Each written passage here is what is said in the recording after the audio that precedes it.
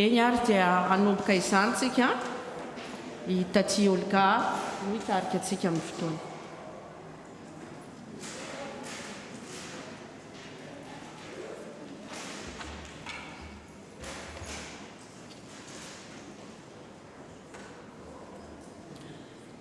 Misaotra antsika rehetra ary misaotra an'Andriamanitra raha afaka miombona vavaka amin'ny tafo 180 eto amin'ny sehatry ny FPMA isika amin'izao ora sy fotoana izao. Miaraka vavaka isika. Misaotra anao izay ny Andriamanitra rainay tsara indrindra noho ny fitiavanao izay asehonao aminay isan'andro. Ankehitriny izay mbola omenao indray fotoana hitanina eto Tompo. Iombom-bavaka angataka aminao izay rehetra maniry ny fonay ho an'ny fiangonanao, ho an'ny firenenay, ho an'izao tontolo izao dia mangataka anao izay hanatrika feno anay ary hanamasina izao fotoana izao mba tena ho fotoana hiaonanay aminao, handraisanay koa hery vaovao avy aminao. Misaotra indrindra Tompo, misaotra ny amin'ny teninao izay omenao anay amin'ity androany ity indray, teny ampahery anay ary teny ampiorina anay ao aminao Jesosy Kristy Tompo sy mpamonjinay. Dia amin'ny anaranao Jesosy io no angatana izany vavaka izany. Amen. Ny bokin'ny Daniela zany no iorenany izao fotoam-bavaka ataontsika izao. Ny bokin'ny Daniela toko 9. Daniela moa zany ilay nalatsaka tao anatin'ny lavaky ny liona.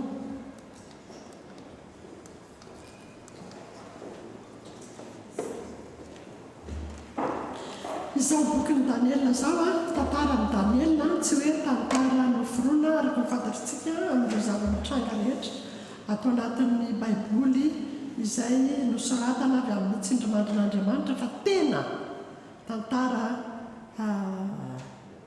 niseho zany i Daniela dia olona tahaka antsika izao, tahaka asianao izao ary nijoro tamin'ny finoana, tena fijoroana vavolombelona marina izao ho resahantsika eto androany izao. Hita ao anatin'izany bokin'ny Daniela izany koa ny ahoana moa izany filazan'izany souveraineté de Dieu, lay fahefan'Andriamanitra tsy misy fetra, lay Andriamanitra tsy toa tena mahefa ny zavatra rehetra hitantsika ao anatin'izany. Ary hita koa zany Andriamanitra izay miaro ny olony, mampiseho izany fitiavana izany, mampiseho izany fiarovana ny anan'ny olony zany ny zanany dia arovany. Anankiray koa zany misy sahady izay iresahana ny ady any an-danitra sy ny ety an-tany. Misy fantatritsika tsara hoe izao tontolo izao, le izao tontolo izao io zany dia ilay tsy mankatoa an'Andriamanitra, ilay tsy manaiky an'Andriamanitra, ilay tsy manana an'Andriamanitra. Ary izay antoko iray izay dia misy sahady ilay atao hoe ady amin'ny any an-danitra, sahady any amin'ny bokin'ny Apokalypsy any koa no ahitantsika an'izany. Fantatritsika tsara hoe bokin'ny Daniela zany dia misy fandraisany be dia be amin'ny bokin'ny Apokalypsy ka anomboka ny anohy ny fiaraha-mivavaka tsika zany dia ataontsika ny hera fa 520. Rehefa vita zany io dia mandeha tsiroroa ilay vavaka tao. Ngamba ny tatikajy ny manazava azy fa ataontsika ny hira fa 520 andiny voalohany sy faharoa dia manazava tatikajy rehefa avy eo. Arak'izay teneny tatsiolika zay dia ny hira voalahatra io ny andiny voalohany sy faharoa dia mitambatra tsy telotelotsika. Efa io ny sujet de prière que le Seigneur nous accorde la foi.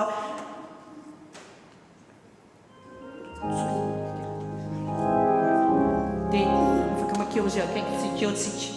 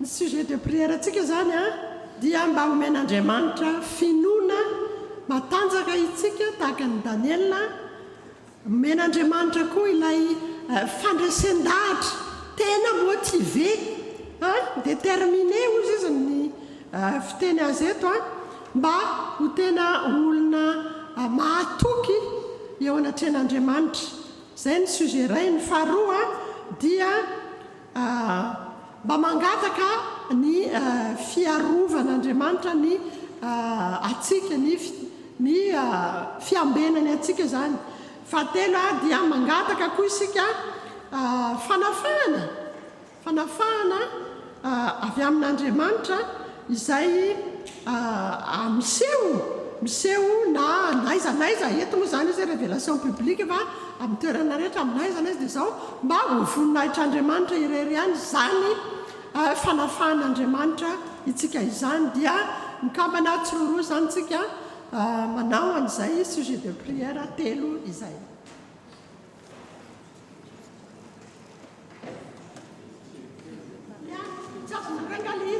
anakiroa no miaraka mivavaka anakiroa dia mifampitodika dia miaraka mivavaka zay tianareo afaka mifandratana nareo afaka miara-mipetraka fotsiny ary tsy mampaninona na misy telo koa raha misy tsy te hisaraka ny telo fa anakiroa na telo tsy mampaninona zay mety aminareo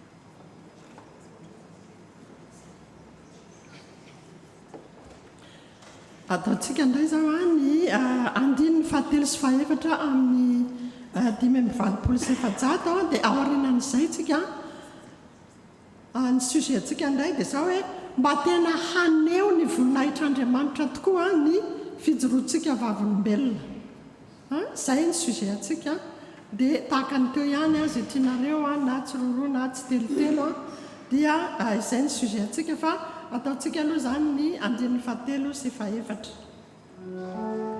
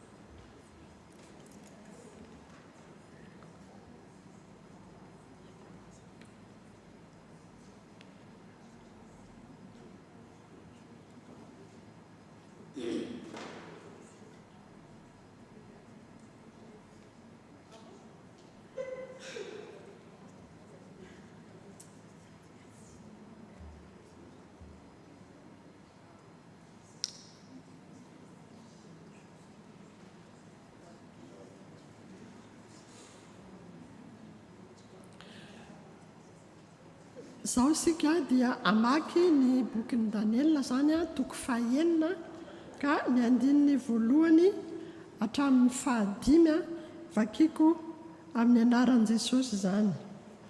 Ary Dariusa Mediana no nandray ny fanjakana rehefa tokony ho 12 taona no andro ny ainany.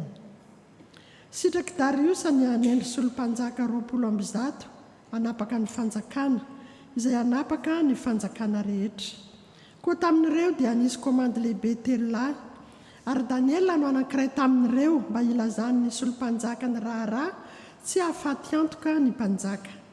Izany Daniela izany dia nihoatra noho ny komandy lehibe sy ny solompanjaka namany fa nanam-panahy endry izy ary ny mpanjaka nikasa anandratra azy ho lehibe amin'ny fanjakana rehetra. Koa ny komandy lehibe sy ny solompanjaka dia nitady izay hampangany any Daniela ny amin'ny fanjakana nefa tsy nahita izay hampangany azy na izay tsinony akory ireo satria marina izy ka tsy nisy kilema na tsiny hita taminy. Amen. Hatreo ny vaky tenintsika.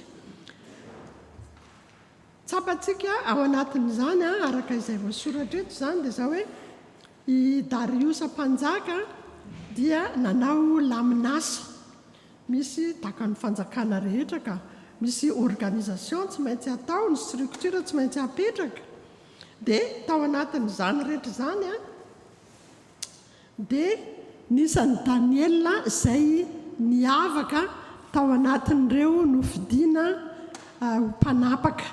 Daniela niavaka satria nahoana voalaza ny tenin'Andriamanitra eto hoe manana fanahy ny fahendrena izy. Ny mpanjaka rehefa nahita an'izay mikasika ny Daniela zay dia te hametraka azy ho lehibe ny mpanapaka mihitsy zany hoe ny mpanjaka dia Daniela ny tokony manarakaraka ny mpanjaka dia te hanao an'izay zany ny Dariusa mpanjaka dia ny zavatra nitranga nefa dia zao araka ny vakitsika teo dia zao hoe ireo le solompanjaka namany ireo le mpendraikitra namany ireo dia zao velom-pialonana loza velom-pialonana ny Daniela.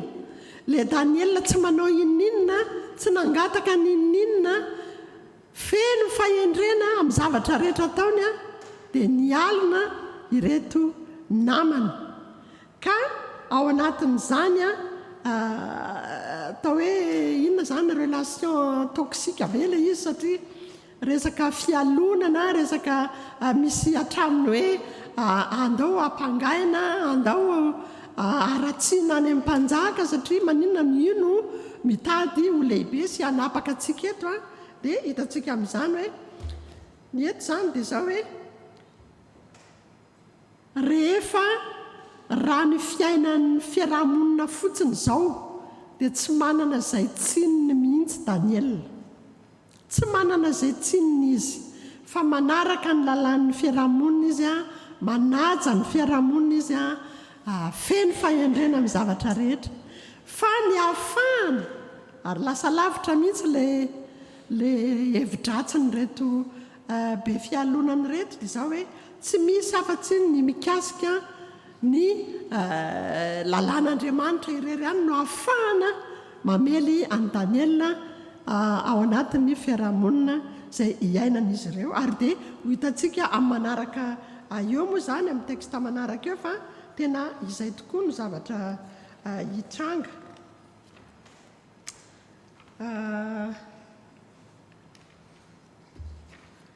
Ataontsika ny hira fa 12 sy 13 oui vas-y tatikady.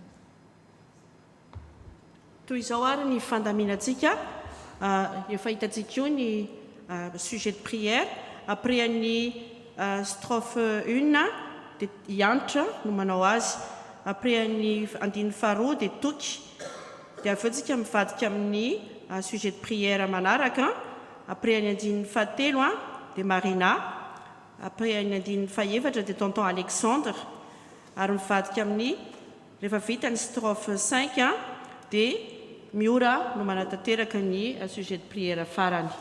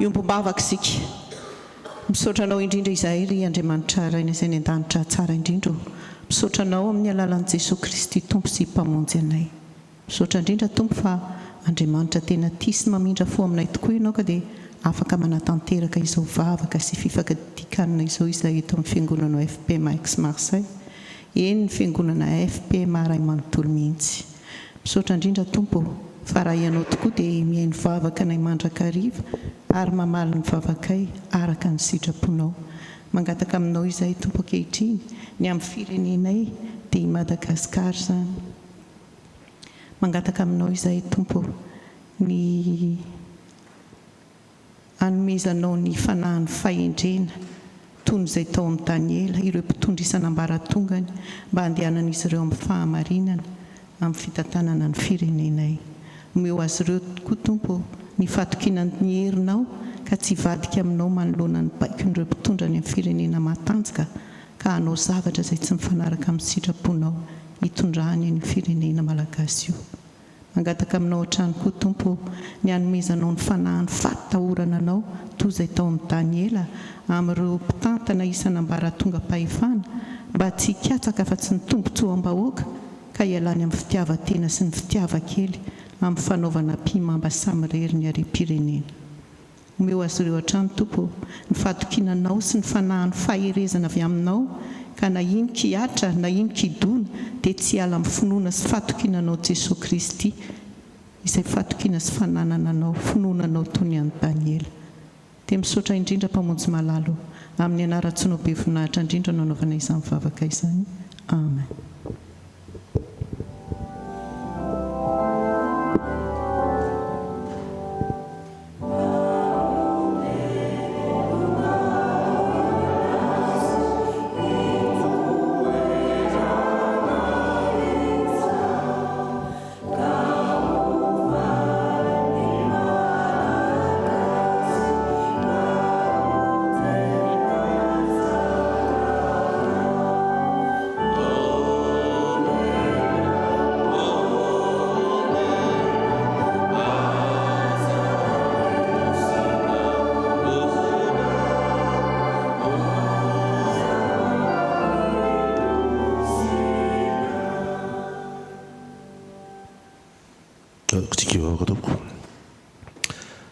Ry Tompoandriamanitra misaotranao zahay hanaoara ny fahasarotana sy ny fahalemena izay hita sy manjady amin'ny Madagasikara dia mbola misaotranao noho ny fitiavanao sy ny famindram-ponao tompo mamindra fo amin'ny Madagasikara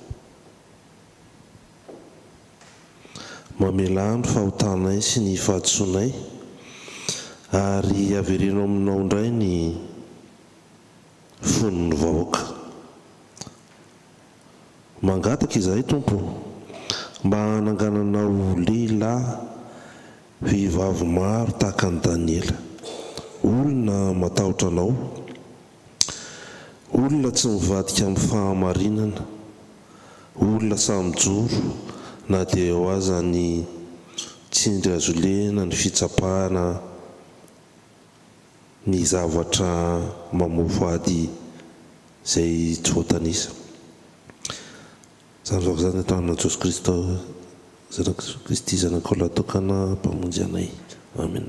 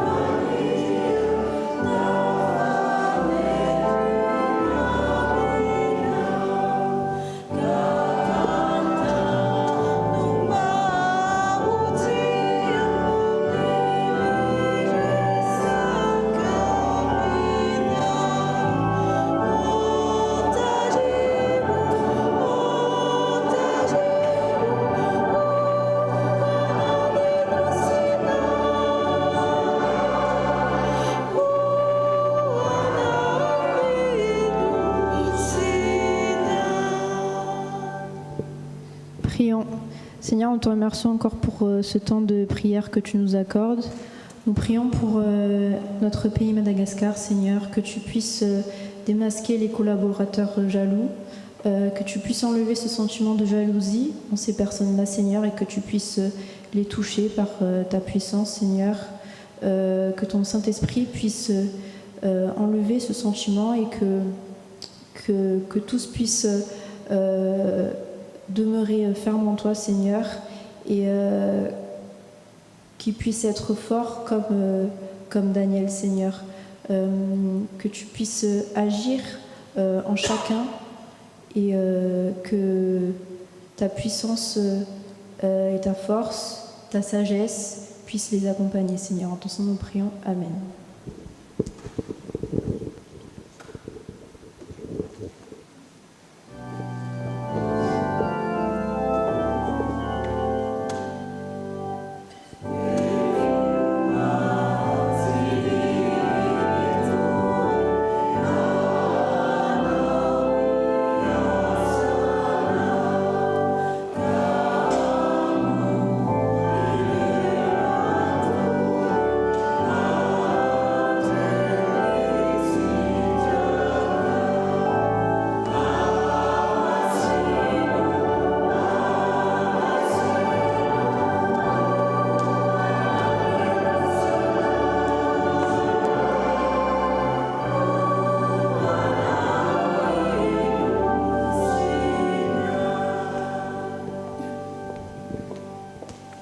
Ivavaksika Andriamanitra rainay io mbola velom-pisaronanao zay satria mbola miteny aminay amin'ny fomba mivantana ianao amin'izao tantaran'ny Daniela izao ary engany tompo ireo izay manao ampimamba ny eo amin'ny firenenay ianao no mahita azy ireny ianao no handrava ny fikasana ratsy ao anatin'izy ireny tompo malala ianao koa no ampiharihary ny saina ratsy amin'ny fitarihana ireo izay ambody mitafy hodinjanak'ondry tady handrapaka ny vahoakanao tady hanao ny asa ratsiny ao amin'ny fitondrana ny firenenanao ny fitantanana ny vahoakanao dia apetraka ifenao ampelantananao izy ireny tompo malala fa ianao no hampiharihary ny asa ratsiny halao azy amin'izany fikasana ratsiny zany ka ahafahany firenenao mandry fahalemana miaina araka ny fahamarinana sy ny fiadanana avy aminao dia izany no hitahitanay ho an'ny Madagasikara izay anao tompo fiangonanay koa tsy lavitra noho izany tompo ianao no handresy lahatra ireo izay mety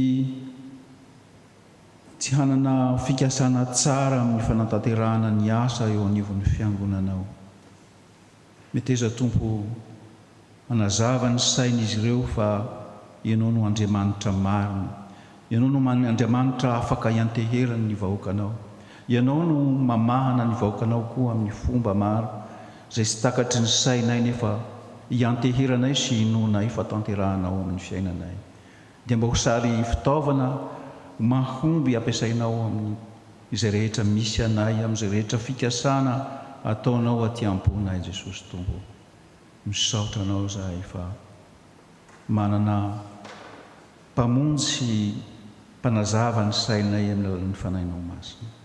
Amen. Oh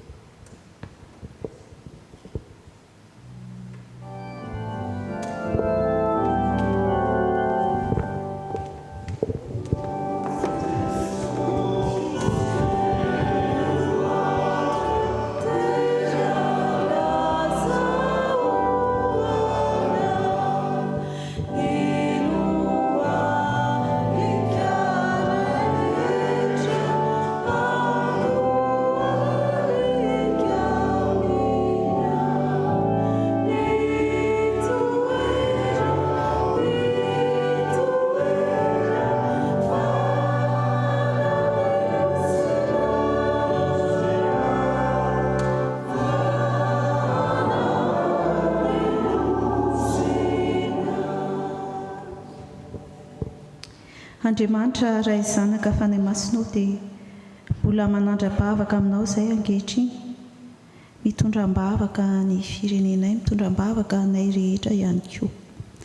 Tompo malalo, fantatrao tsy misy miafina aminao fa maro ny olona tsy faly amin'ny fanompoana ianao. Maro ny olona mikonokonona ratsy animbana ny mpanomponao amin'ny fitoriana ny filasan-tsaranao. Dia hivavahanay aminao Jesosy izy ireny mba ho kasihan'ny fonao hanafoana ny fikasan-dratsy rehetra, animbana ny mpanomponao mba hanafoana ny teti-dratsy rehetra, animbana ny fitoriana ny filazan-tsaranao. Dia mivavaka aminao izahay mba horavanao Jesosy ireo mikonokonona ratsy rehetra, manomboka any amin'ny zanakay, ny ray aman-dreninay, ny mpitondranay, ary aminay tsirairay avy ihany koa, na eo amin'ny fianarana izany, na any amin'ny asanay tsirairay avy, na eto amin'ny asa fanomponanao ato amin'ny fiangonanao Jesosy eo. Ravao Jesosy ravao amin'ny herinao, ravao amin'ny ranao ilay latsaka teo amin'ny azo fijaliana, mba tsy hanakery, tsy hanapahefana aminay ny ratsy izay konokonony. Ny talaonay aminao Jesosy dia ny hamanginao manokana ny fon'ireny olona ireny mba hitodiany aminao.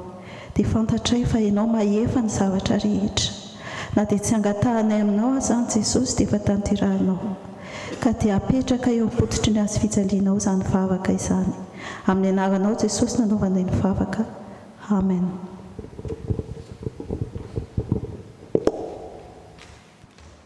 Izao dia hovakitsika ny tohin'ny texte andininy fahenina hatramin'ny andininy fasivy amin'ny anaran'i Jesosy. Dia hoy ireo lehilahy ireo, tsy ho hitantsika izay hampangatsika io Daniel io raha tsy ny amin'ny lalàn'Andriamaniny no misy hitantsika iampangana azy.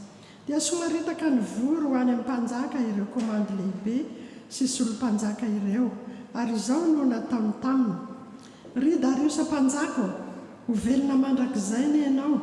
Ny komandy lehibe rehetra amin'ny fanjakana sy ny mpanapaka sy ny solompanjaka sy ny mpanolotsaina ary ny gouvernoura dia mifanara-kevitra fa tokony anao lalàna sy didy mafy ianao ry mpanjaka, ka nazovy no anao fangatahana ato anatin'ny 30 andro na amin'Andriamanitra na amin'olona afa-tsy aminao ihany ry mpanjaka, dia atsipy ao andavaky ny liona izy.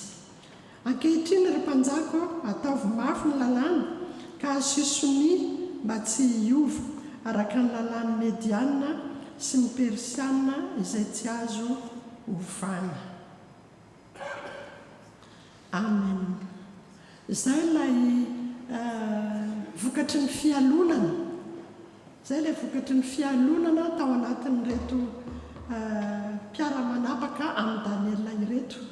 Ny zavatra taony dia izao any amin'ny mpanjaka, satria ny mpanjaka no tompony ny fahefana rehetra, dia izao nomeny sain-dratsy ny mpanjaka mba hanao lalàna, hamoaka lalàna, mba ho alatsaka any anatin-dany amin'ny lavaky ny liona izay rehetra, hitanareo hoe izay rehetra mangataka zavatra na amin'Andriamanitra na amin'olona afa-tsy amin'ny mpanjaka ihany, satria fantatry reto olona reto tsara Daniel efa arahany maso ny fiainany, fa Daniel dia manohy ny vavaka ataony fiderana sy ny fankasitrahana an'Andriamanitra intelo isan'andro. Dia izay no teti-dratsy amandriana ny Daniel hoe raha misy zany manao fangatahana, le fangatahana zany zany hoe le mivavaka afa-tsy amin'ny mpanjaka ihany, dia izao ho alatsaka any andavaky ny liona izy. Ary izay no ahitantsika teo amin'ireto andininy vitsivitsy no vakitsika ireto, fa dia zany no asan'ny Satana ry havana, mametraka sain-dratsy ao anatintsika izy, ka isika izay atao hoe zanak'Andriamanitra dia mila miady varotra foana hoe mba ho felony fanahy masina isika fa tsisy afa-tsy ny fanahy masina ihany no mila makatoerana ao amintsika mba tsy hafahan'ireny sainy ratsy sy asa ratsy rehetrareny ahazo toerana ao am-potsika zao zany tsika izao dia hiditra amin'ny vavaka manaraka indray dia ho azavainy tatikajy lay izy fa mialohan'izay zany dia ny hira faharoamby telopolo sy dimanjato no ataotsika ary izao zany tsika dia mivavaka ho an'ny firenena maneran-tany zay dia ny atsipiriany apetraka amin'ny tatikajy araka izay voalaza izay dia ho an'ny zao firenena maneran-tany dia andininy voalohany sy faharoa aorinan'izay dia tontorabe no mivavaka ary aorinan'ny andininy fahatelo sy fahaefatra dia ary que le pouvoir politique ne cherche pas à usurper une place divine. C'est le sujet de prière éthique. Claire? Merci.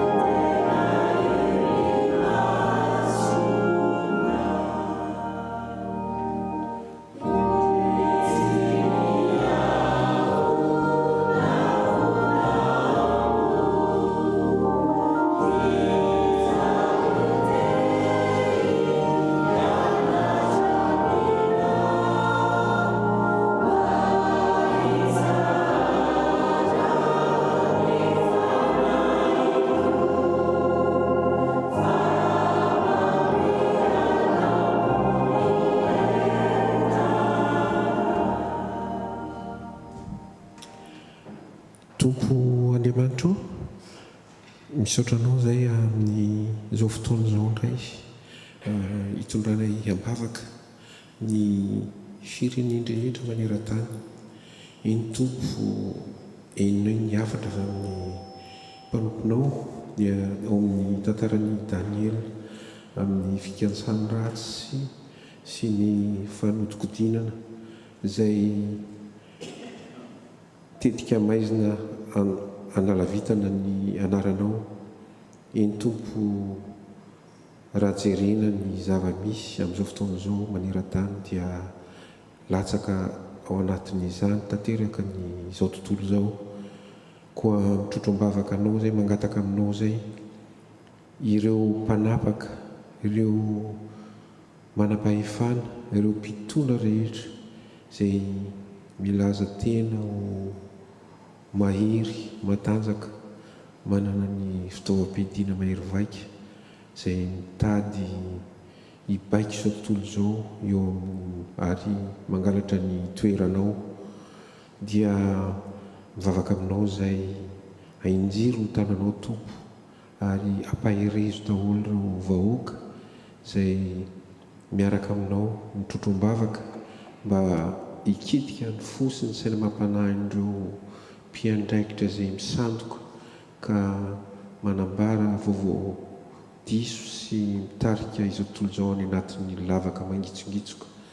Tsy misy tsy miafina aminao ny zavatra miatra amin'izao fotoana izao dia enao anajanona ny ady, ny herisetra, ny famonoana satria ny izay zanak'olombelona dia nataonao mitovy endrika taminao ary dia napetraka tao amin'ny sahetena izay paradisa nefa noho ny eloka sy ny tsy fanohana ny teninao dia lasa sahirana sy miataka ary miaino ao anatin'ny aizina sy ny fijaliana.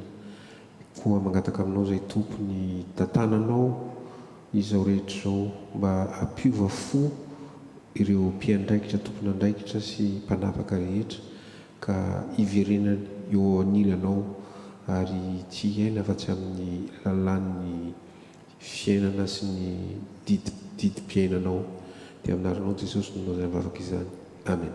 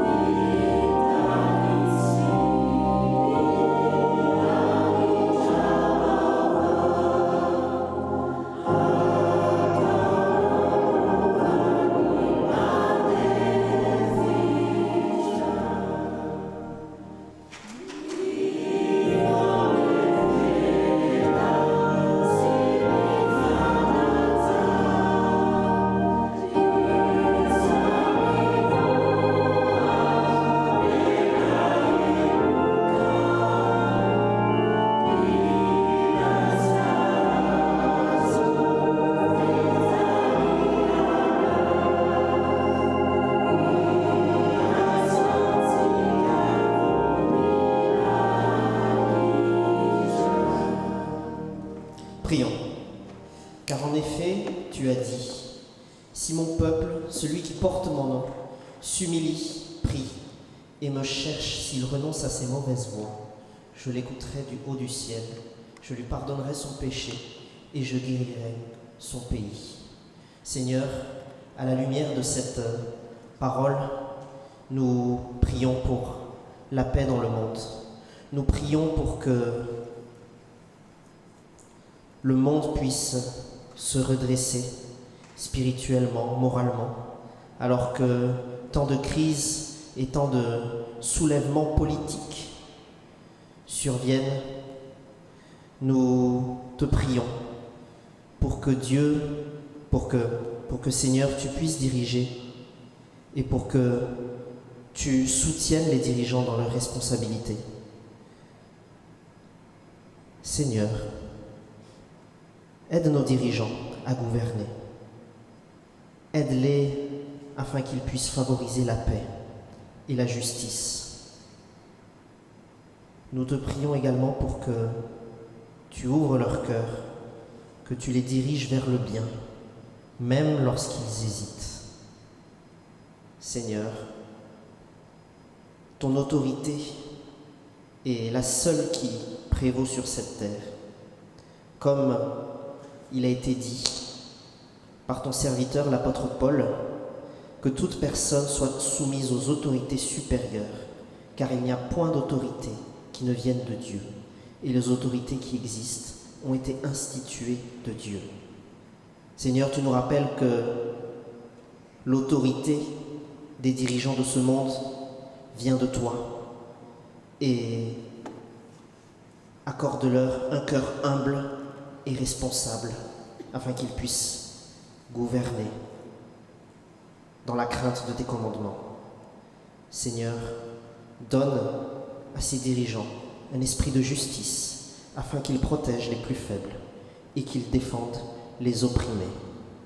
Seigneur, entoure nos dirigeants de conseillers sages et intègres, et qu'avant tout,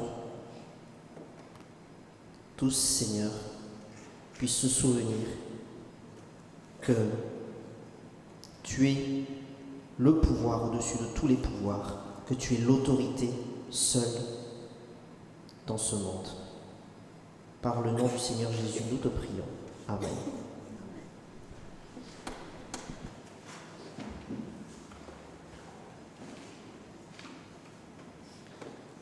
Hotoizantsika ny famakinany bokyny Daniel zany andininy 10 sy 120 vakiako amin'ny anaran'i Jesosy. Ary noho izany dia nasiany Darios mpanjaka soni izany lalàna sy didy izany. No ny fantatry Daniel fa efa voaisy soni ny didy dia nakao an-tranony izy. Ary ny varavarankelin'ny tranony ambony nanandrify any Jerosalema dia nivoha. koa intelo isan'andro no nandohalika ka nivavaka sy nisaotra teo anatrehan'Andriamanitra izy satria fanaony hatramin'ny taloha izany. Hitantsika ny fidélité-ny Daniel fa na aiza misy azy dia zao ny fombany atao hoe fomba moa zany raha miteny hoe fomba mantsy ndraindray dia ohatran'ny hoe zavatra ohatran'ny hoe tsy mahakasika ny fo fa ohatran'ny hoe zavatra mandeha ho azy mahazatra dia ohatran'ny hoe tsisy aina ntsony fa hoe sy efa fanao dia atao na hoany na tsy hoany tsy izay fa neny Daniel dia efa fiainam-bavaka ny fiainan'ny Daniel ka izay fiainam-bavaka izay dia hitokanany iaonany amin'Andriamanitra intelo isan'andro maraina atoandro hariva. Izay ny fiainam-bavaka nataon'ny Daniel ary eo ilay andrasany reto namany reto miandro kendri-toana an'izay izy hoe raha misy mangataka amin'ny zavatra hafa na amin'inona fa rehefa tsy ampanjaka ihany dia zao tsy maintsy alefa nandavaky ny lioana izy dia mazava ho azy efa nandrasany kendri-toany Daniel fa ny varavarankelin'ny Daniel zany satria ny jiosy rehefa mivavaka dia mitodika any Jerosalema dia ilay varavarankely manandrify any côté Jerosalema zany dia navelan'ny Daniel isokatra ary teo indrindra no nahazahoany reto mpiampanga azy reto nahoana moa zany lazana zany hoe tateriny tany amin'ny mpanjaka ilay izy ilay Daniel lazainao fa zao iny mivavaka mangataka isantelo isan'andro zay ilay izy ka zay zany ny eto hoe ny fiainam-bavaka dia zao tsy vavaka hoe atao antery na atao ampahazarana fa tena hoe vavaka tena fiainana vokatry ny fo ohatran'ny hoe matsiaro bangy ianao matsiaro misatra tsy mety ao aminao raha ohatra ianao ka tsy manao an'izay fiaonam-bavaka amin'Andriamanitra ray izay dia tahaka an'izany tsika tsy mahavita vavaka maraina ianao toute la journée ianao tsy alaise matory ianao raha tsy mivavaka aloha ny eto tsy mahita tory ianao fa mivadibadika eo dia ohatrohatran'izay zany ilay fiainany Daniel eto ary ilay tia moa lambary reto hoe fidélité d'alliance zany hoe ilay Andriamanitra izay tompony Daniel izay efa naneo fitiavana naneo zava-magaga maro tamin'ny Daniel dia zao na inona zavatra mitranga dia zao Andriamanitra hitokiko io ka na inona zava-mitranga na inona dia zao tazomiko izay firaisako amin'izay tazomiko izay fifandraisako amin'izay dia izay ny mahatonga an'izao fidélité-ny Daniel nahitany loza amin'ny reto mpiaraka miasa akaiky amin'ny reto zao zany sika dia hiditra amin'ny mivavaka manaraka indray nga tsy misy tonga dia texte 10-11 si on a lu efa vakitsika ny 10-11 dia ny sujet de prière zany sy misy que chacun puisse avoir une vie de prière zay zany no sujet de prière fa atao tsisy hira fa tonga dia misy anankiray mivavaka magalaka ny mampiona zany tsika hivavaka amin'io sujet io hoe que chacun puisse avoir une vie de prière.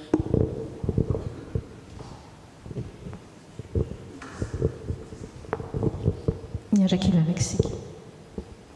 Andriamanitra misaotra anao izay fa noho ny amin'ny famindraponao sy fitiavanao dia afaka mahazo an'izao fotoana izao ahafahanay mitoetra eto am-pototry ny azo fijalianao mangataka aminao indray. Tompo Andriamanitra raha mijery ny fiainan'i David izay ny Daniel azafady raha mijery ny zavatra ny ainany nefa nijanona izy Andriamanitra tao anatin'izay hoe fidélité aminao izay natoky hatrany izy satria tsy niankina tamin'ny manodidina anazy tsy niankina tamin'ny zavatra niseho ny finoany ianao fa niankina taminao rery any. Tompo Andriamanitra mivavaka izahay ho anay tsirairay avy izay manatrika an'izao fotoana izao, ho an'ny mpino kristianina tsirairay avy eo anivon'ny fiangonanao ny FPMA, ny fiangonana ihany koa ivelan'ny FPMA. Mivavaka izay Andriamanitra mba tena hanana an'izay finoana izay, finoana mitoetra ao aminao, tsy miozongozona Andriamanitra ny amin'ny zavatra rehetrarehetra mitranga manodidina. Tsy mora Andriamanitra miaina an'izany, indrindra hoe anatiny ihany koa izao fotoana vanim-potoana iainanay izao. Fa Andriamanitra mangataka indrindra ny fiasan'ny fanahinao masina izahay, fanahinao masina izay afaka manova ny fo, fanahinao masina izay afaka mameno ny fonay sy ny fanahinay no angatahanay hiasa tanteraka ao anatinay, ahafahanay miaina an'izany finoana izany, ahafahanay miaina Andriamanitra an'izany fiainam-bavaka tahaka ny nananany Daniely an'izany fahasahiana hivavaka izany ninina mitranga teo amin'ny manodidina anazy. Tompo Andriamanitra, ianao ilay tompon'ny finoana dia ianao ilay mpana tanteraka ny finoana no angatahanay hiasa tanteraka ao aminay tsirairay avy. Hanananay Andriamanitra faharesen-dahatra feno ao aminao, hanananay finoana marina mioro-paka ao aminao Jesosy Kristy ilay mpamonjy anay.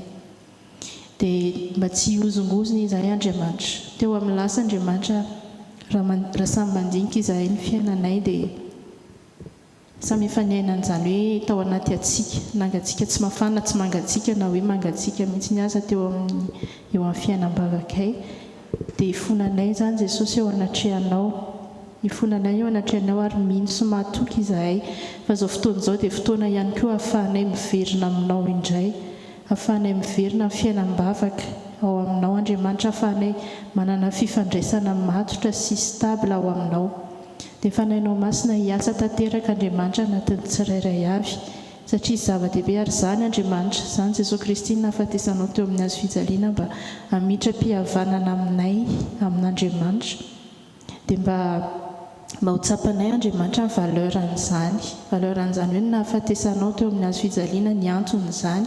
Dia teny hiverenanay Andriamanitra hanananay fiainam-bavaka ao aminao, hanananay faharesen-dahatra Andriamanitra, hanana fifandraisana tsy tapaka aminao amin'ny androm-piainanay rehetra, amin'ny fotoana rehetra izay iainanay, amin'ny situation misy anay rehetra, na ao an-trano na aty am-piangonana na any am-piasana na any am-pianarana. Dia ampatsiahivo Jesosy ny fanahinao masina ilay mpampatsiahy ny zavatra rehetra izay nampianarinao hiasa tanteraka, ahafahanay mahatsiahy, ahafahanay mankatoa Andriamanitra ny zavatra izay teneninao anay ny amin'ny zavatra irin'ny fonao izay iainanay. Dia misaotra Andriamanitra fa miasa ianao, misaotra fa miasa ianao amin'izao fotoana izao, misaotra fa efa niasa ianao ary mbola hiasa ianao Andriamanitra eo amin'ny fiainanay. Dia mba tena haneo voninahitra ao Andriamanitra ny fiainanay, ny fitondrantenanay, ny fiainam-bavakay ao aminao. Misaotra Jesosy ny amin'ny fitiavanao, misaotra ny amin'ny famindraponao. Amen.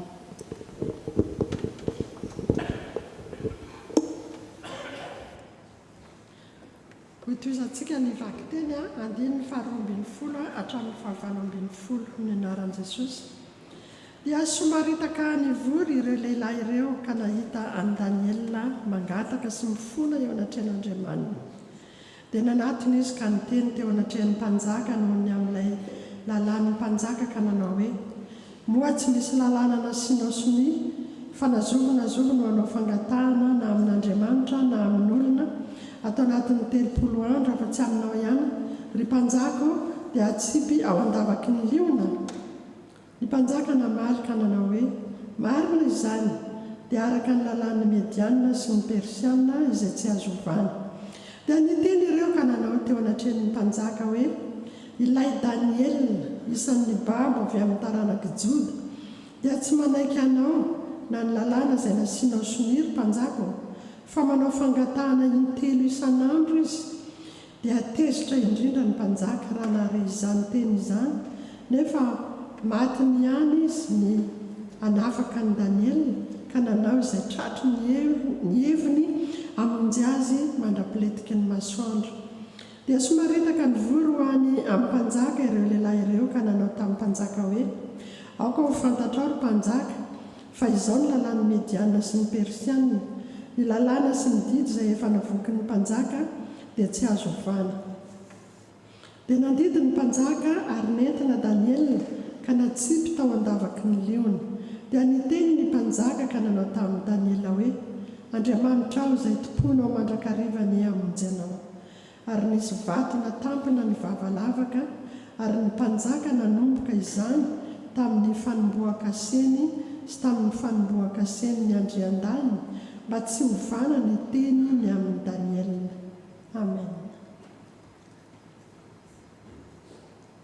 Izay zany fa tonga amin'ny faratapony ny teti-dratsin'reto mpialina.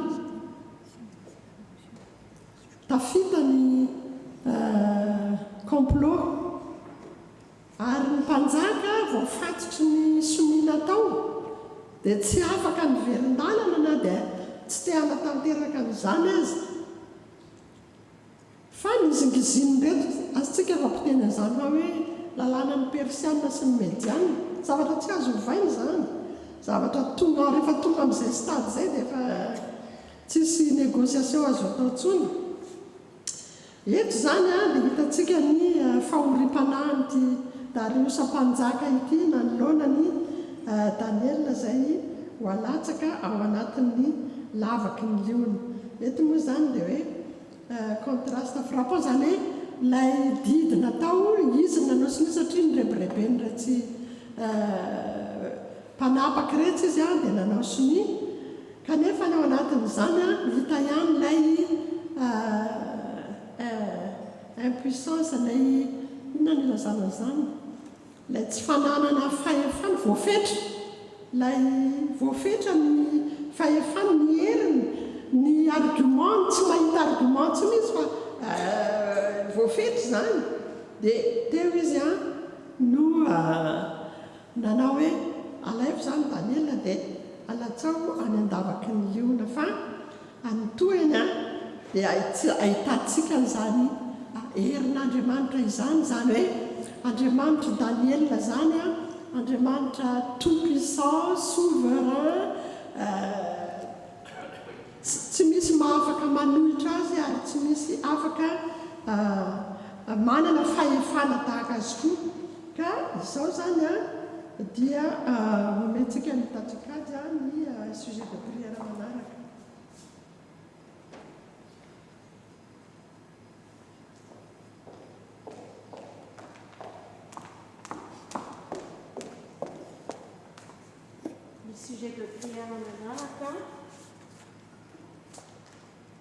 Ny sujet de prière manaraka dia libre ka dia manasa antsika handray ny fahasoavana hitondram-bavaka zay hitantsika hoe tokony hitondranam-bavaka zany dia libre araka izay fitenenana izay.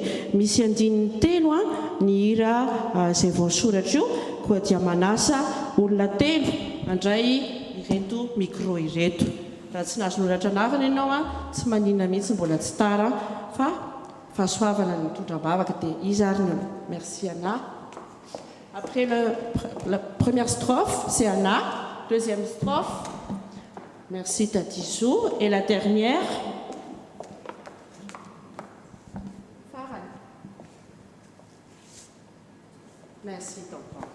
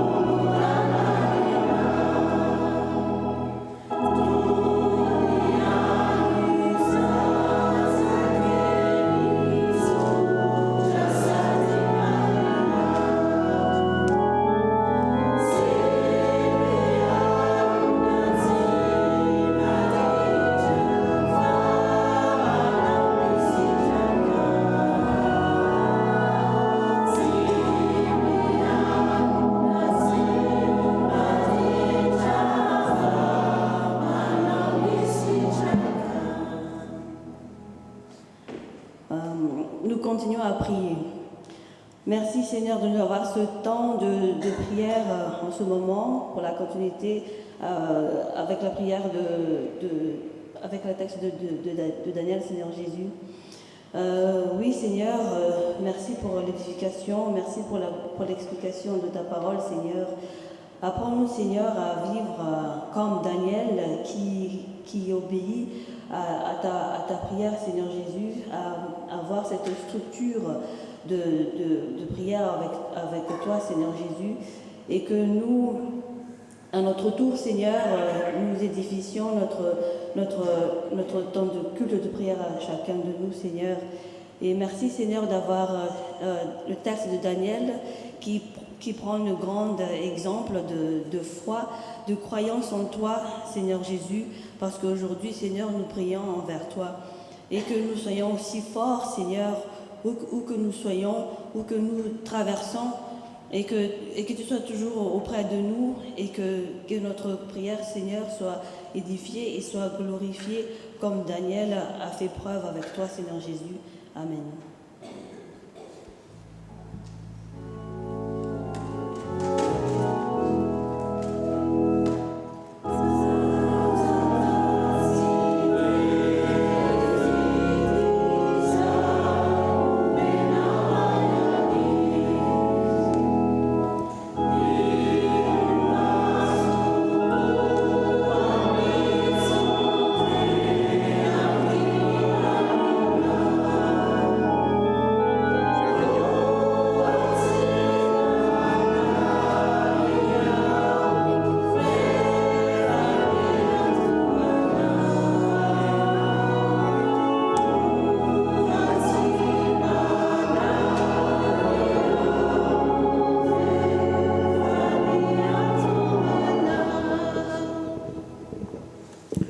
Iara ivavaksika mbola misaotra anao zay ry Andriamanitra ray zanaka fanahy masina ny amin'izao fotoana izao ahafahanay miara mitondra mibavaka ny fiangonana FPMA manontolo manandratra aminao ny fifadikanana sy ny mivavaka mba hovalianao ny vavakay araka ny sitraponao anefa. Mahatsiaro izay tompo eto ho an'ireo kristiana izay enjehana noho ny aminao.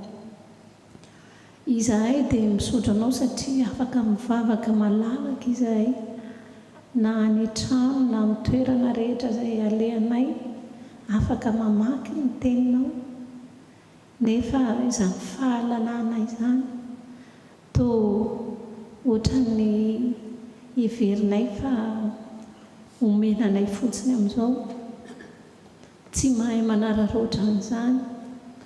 Nefa ao ireo kristiana tompo izay afenina ary ny teninao, rovitina samy manana anjara kely ny teninao mba hovakiana. Ao ireo miatra manaina raha tratra amin'izany dia fahafatesana no valiny. Tondra mibavaka n'ireny kristiana ireny izay tompo, aharovy izy.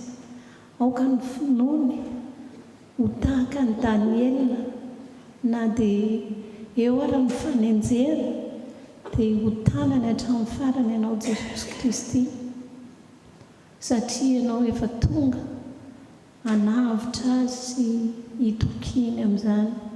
Ary izahay koa tompona eo ara ny fahafahana sy ny fahalalana dia mba hanao toy izany koa, tsy homenatra, tsy hatahotra ny hijoro kristiana, satria raha hitanay tokoa tompo amin'ny finoana hafa rehetrarehetra dia ny kristiana no isany ohatran'ny matahotra mijoro amin'izany fijoroana kristiana izany.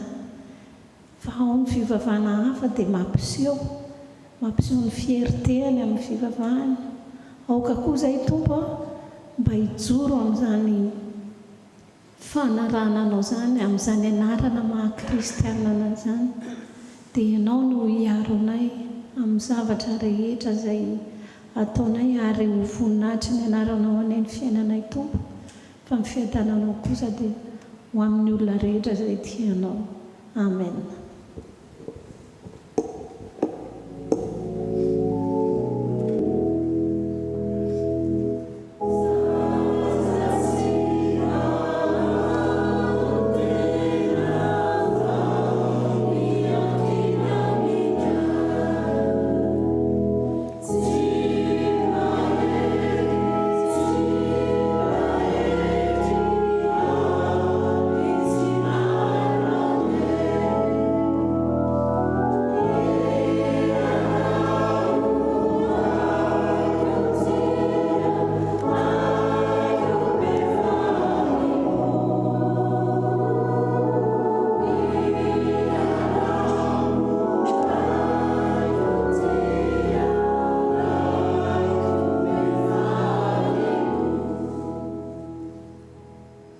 Ry Jesosy tomponay ao, ianao ilay mpamonjy anay, ianao ilay mitaona anay isan'andro isan'andro, tsy amin'ny fahaizana mampahalala anay fa amin'ny tsy fanendrenay. Miantso anay ianao mba hizaranao famonjena. Nataonay teto ny fitondrana mambavaka araky ny sujet tsirairay avy. Tompo malalo, ny fotoana rehetra ny androm-pahavelomanay dia teo ambany fitarianao, ary ianao mbola mamelatra izany fiainana izany ho anay. Fotoana fohy kosa no angatahanao aminay. Tompo, manoloana ny fahamasinanao dia menatra izahay, tsy mendrika. Izany no andolian'ny fonay eto amin'ny manoloana ny azo fijalianao. Koa ny izay rehetra vitanay teto dia aoka mba hoanitra mampofona makasitrahanao, ary dia azo fifaliana izahay ny amin'izany, satria ianao no mametraka fiainana te-ponay tsirairay avy. Mangataka ary izay ry Tompo, aoka izay hiorina amin'ny finoana, aoka izay mba hikatsaka anao mandrakariva, tsy amin'ny fotoana toy izao ihany, fa indrindraindrindra amin'ny fiainanay isan'andro isan'andro dia ahatsapy izahay, fa miaraka aminao ahatoky ary handroso hatrany hibanjina anao. Tompo, ianao no mitaona anay, koa faly izahay ankehitriny, ary aoka mba voatahiry te-ponay ny teny rehetra izay nambara ho fiainanay, ary dia ny hoavinay rehetra dia apetraka eo am-pelatananao, dia amin'ny anaran'i Jesosy Kristy no anaovanay zava-vavaka izany. Amen.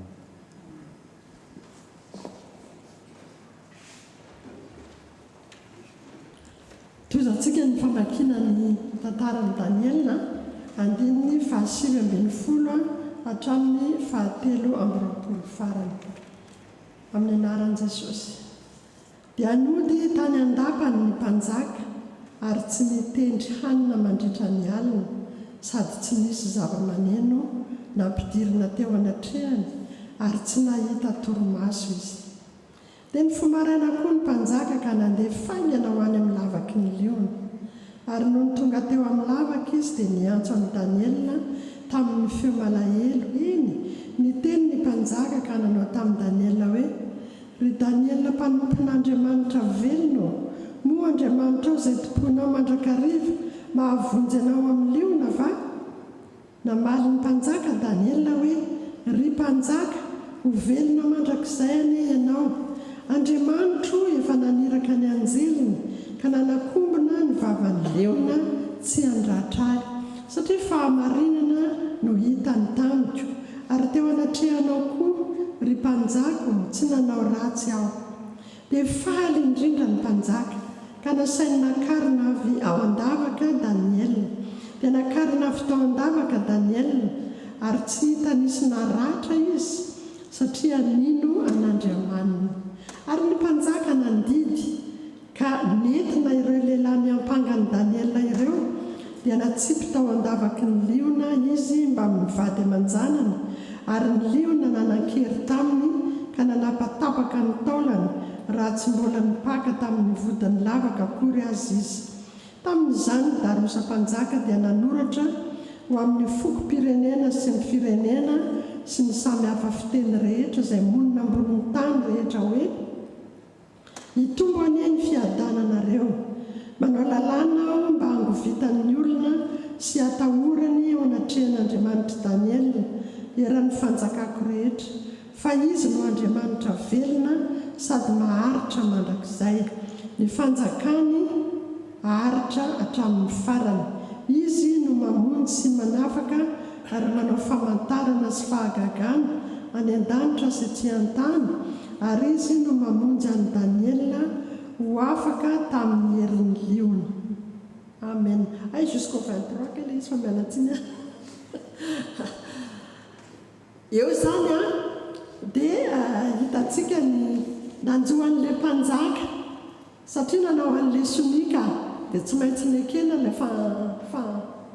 le nakany anatin'ny lavaka Daniela, fa nialina iny izy sady tsy nahita tory tsy misy ninina azo natao mihitsy, zany hoe fomba ny mpanjaka zany misy korana misy zava-maneno io nataony hoe tsy zava-maneno azo nampidirina tao, tsy nanao ininona mihitsy le mpanjaka satria mikekeriny eritreriny izy andray ty le mpanompon'Andriamanitra tsy naninona nalefako tao andavaky ny liona, ary dia natahotra mafy le mpanjaka, tena natahotra any ka tsy nahavita na ina fa ny fomaraina be izy ireny nezakazaka nakany amin'ny lavaky ny liona hoe Daniela moa le Andriamanitra eo ve nahavonjy anao. Akory ny afalin'le mpanjaka rehefa namaly Daniela hoe Andriamanitra dia naniraka anjely hiazona ny vavan'ny liona tsy andratra. Azontsika ve zany tenin'ny Daniela zany? Andriamanitra no naniraka anjely hiazona ny vavan'ny liona tsy andratra. Araka ny tenin'ny mpanao salama hoe izy andidiny anjeliny aminao mba hiaro anao eny amin'izay rehetra alehanao. Salamo faraka amin'ny 90. Za nareo mba hianarana tsenjero salamo faraka amin'ny 90 io tsara ne io e. Izy mihitsy no mandidiny anjeliny amin'ny zanany, ary reo anjely izay alefandreo dia miaro ny zanany amin'izay rehetra alehany na any andavaky ny liona ary, satria marina teo anatrehan'Andriamanitra Daniela, satria mahatoky teo anatrehan'Andriamanitra Daniela, satria nino an'Andriamanitra Daniela dia Andriamanitra no miantoka ny fiarovana azy, naniraka anjely hiaro any Daniela, hiambina ny vavan'ny liona. Zany ry havana ny herin'Andriamanitra. Dia izao le fanafana ny Daniela teo zany no nanapirofo fa io Andriamanitra ivavahantsika koa dia Andriamanitra mahatoky, ary Andriamanitra manafaka, tena manafaka. Raha Kristy, raha Jesosy Kristy no manafaka ozy ny ten'Andriamanitra dia izao dia ho afaka tokoa ianareo. Raha izy ny manafaka dia ho afaka tokoa ianareo. Afaka manahoana moa zany hoe afaka zany? Afaka mifatezerana mandrakizay, afaka mifampahoriana sy ny faratsiana rehetra, afaka amin'ny tsy fahatanterana rehetra, fa Andriamanitra no miasa ao anaty, Andriamanitra no miaro ao anatintsika ao mba tsy hahatonga ny sainy ratsy, ny asa ratsy, ny fomba ratsy rehetra. Zay nge mahatonga an'ilay hoe miavaka mihitsy ny zanak'Andriamanitra. Nareo hoe tsy mbola misy nanao an'izany mba hafa koa ianao io ianao io ve mba tezitra, ianao io ve mba manao an'izao, mba mihaino radio hoe dada sy neninareo izy ny olona mantsy zanakaiky, mihaino mijery tele ve dada sy neninareo.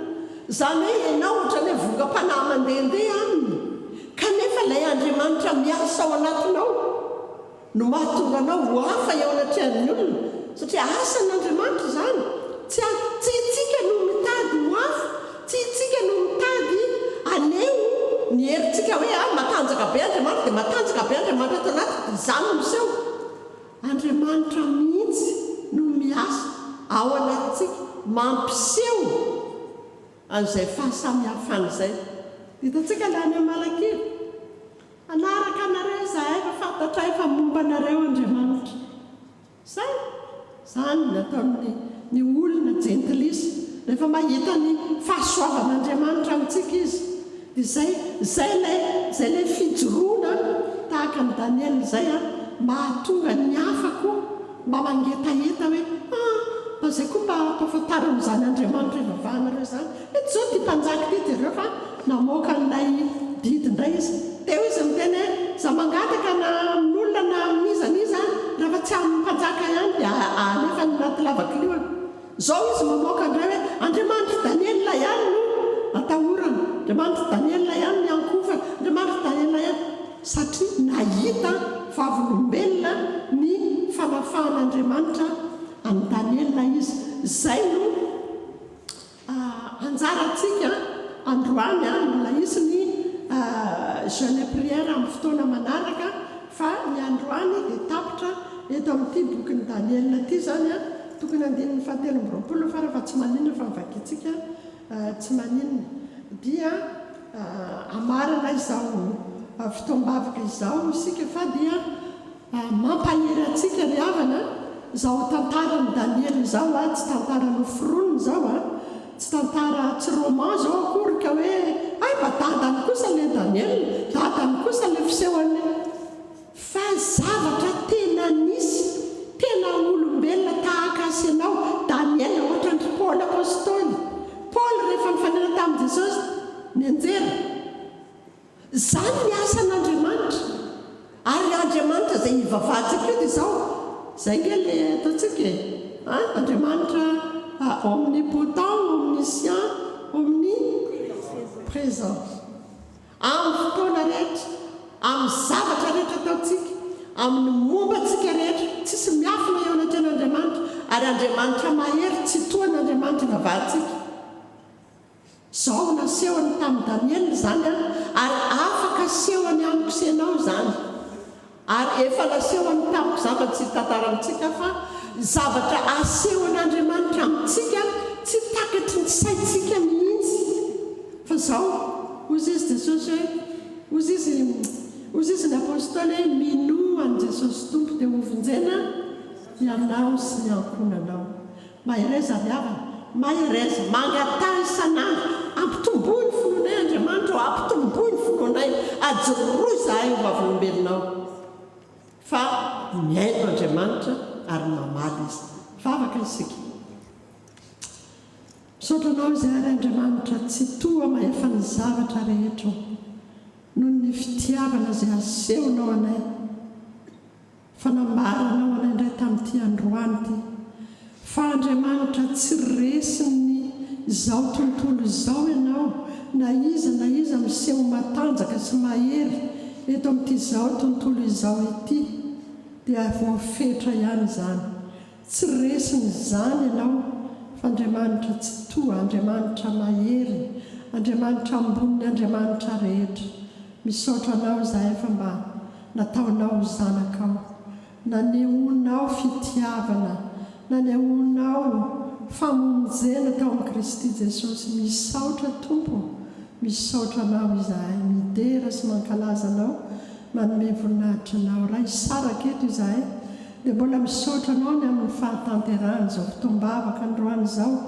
mametraka feno ny etaetana rehetra izay nasandratra teo anatrehanao izahay tompo mba ho tanterahanao aminay sy ny firenenay sy izao tontolo izao ny vavaka nasandratra teo anatrehanao ary dia hiala eto izahay mba handeha ampiadanana ianao Jesosy tompo ialolalana anay ianao andidiny anjelinao ny aminay hitoby manodidina anay hiaro anay amin'izay rehetra lehanay ary dia anao midera ny aja ny voninahitra mandrakizay dia farananay zany mivavaka nampianarinao anay manao hoe ranay oazany an-danitra homasinany any anaranao fanjakanao atao anay sitraponao ety an-tany takiny any an-danitra meo anay niozy anasaza ao anay ary mamelany elokay takiny mamelany izay eloka taminay ary aza mitondra ny fankapanahy fa manao fahanay amin'ny latsika manao ny fanjakana sy ny hery